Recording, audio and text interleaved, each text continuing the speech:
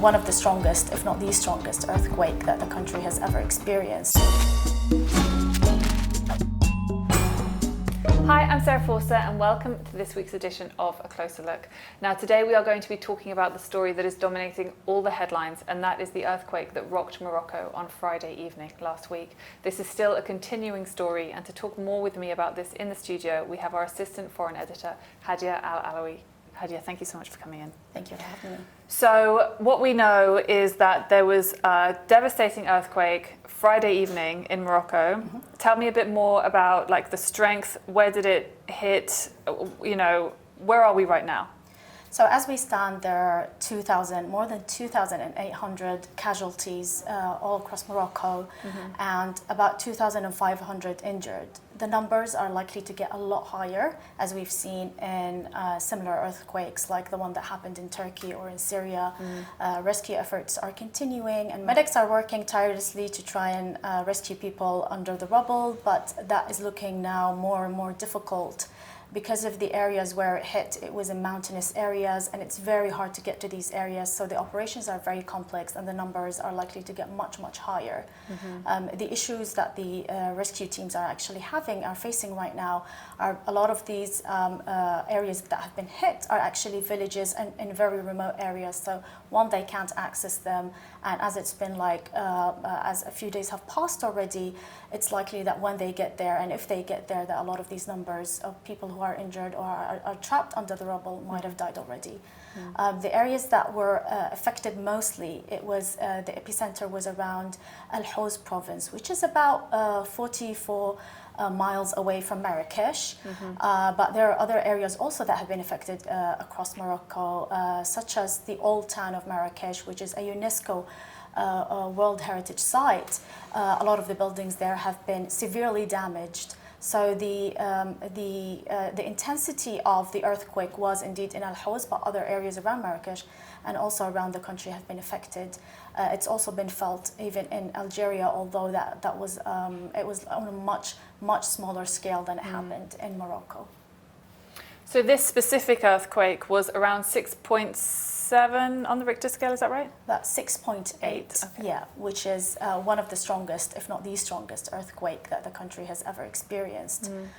There were other earthquakes that happened previously in Morocco. The last one was in 2004, where about just over 600 people died. The strongest one they've ever had was actually back in 1960, and it hit the coastal city of Agadir. And it was estimated that around 12,000 to 15,000 people died at the time. Mm-hmm. So since then, this has been the strongest earthquake to ever happen in the country. Yeah, I was reading that the most fatal earthquake that Morocco has ever had was in 1960, and you said in Agadir, right? Yes. So what's been the global response to this? Because as we saw back in February, when an earthquake hit Syria and Turkey, the world really does rally and start sending aid and people to help. And what's been the global response so far?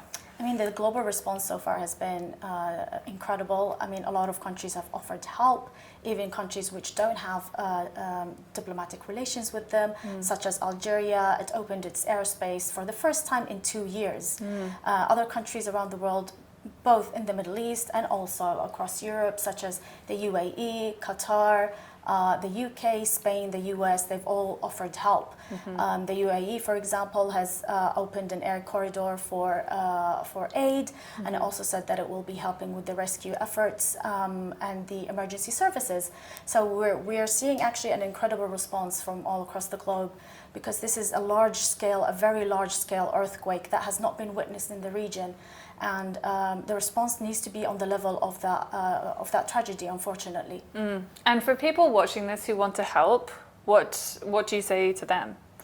I mean, if people are watching from the UAE, obviously the only way to do it in the UAE is through official channels. Mm-hmm. There's already been a call out by some organizations for help and donations. So it's possible to do that, but remember that there are actually that they can only be done through the official channels. So avoid any kind of calls on social media, and just be very careful and cautious of the source of this.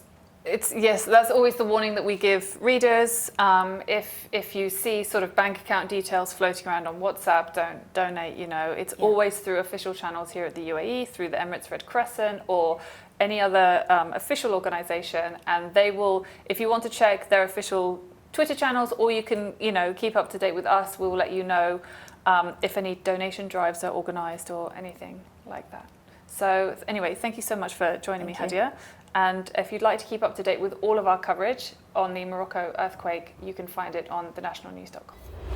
Well, that's it for this week's episode, brought to you from right here inside the National's newsroom. If you'd like to take a closer look into some of the topics we've previously covered, you will find them all on the National's YouTube channel.